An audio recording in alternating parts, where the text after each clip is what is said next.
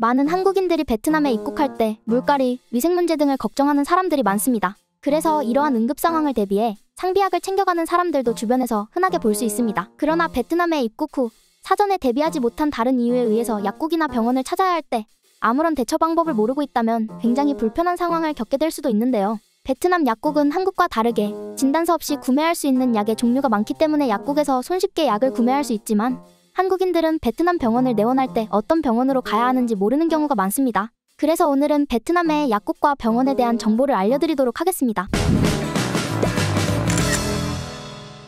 안녕하세요. 베트남 지식대장 호티입니다. 베트남에서 대형 기업들이 관리하는 프랜차이즈 약국으로는 파머시티, 메디케어가 대표적이며 이 두 가지 약국은 전국 각지에서 쉽게 찾아볼 수 있습니다. 그러나 약국 직원의 언어 능력에 따라서 의사소통이 어려운 경우가 있습니다. 그래서 인터넷 검색을 통해 필요한 약의 사진을 보여주거나 번역기를 이용해서 증상을 자세하게 설명해야 할 필요가 있기 때문에 베트남에 체류하는 한국인들은 한국어로 소통이 가능한 한국약국을 선호하는 편입니다. 제가 살고 있는 베트남 호치민 한국약국의 경우 한국인들이 편리하게 이용할 수 있도록 약사가 환자의 증상에 대해서 카카오톡으로 상담 서비스를 제공하는 곳도 있고 필요한 약을 배달해주는 곳도 있으며 24시간 운영하는 약국도 있어서 필요시 편리하게 이용할 수 있습니다.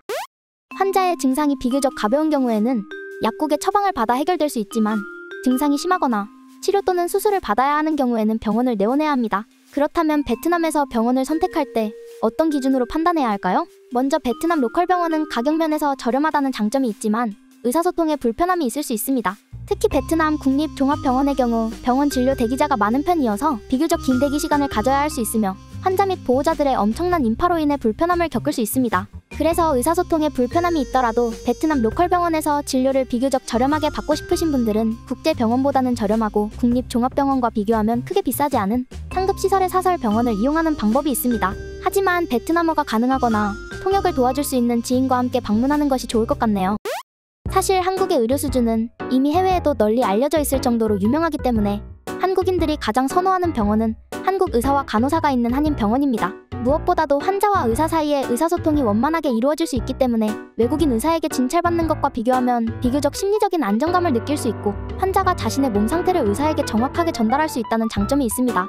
그러나 한인병원은 로컬 병원에 비해서 비교적 가격이 높은 편이기 때문에 베트남에 입국하기 전에 한국에서 보험 청구가 가능한 보험에 가입 후 보험 혜택을 받을 수 있는 한인병원에서 진료를 받으면 진료비를 돌려받을 수 있습니다. 가입하신 보험의 조건에 따라서 하루에 적용받을 수 있는 금액의 한도가 있기 때문에 보험에 가입하였더라도 지출된 의료비의 전액을 돌려받지 못하는 경우도 있으니 이 부분에 대해서는 의사 선생님 또는 상담실장 간호사님과 상담해보는 것이 좋습니다.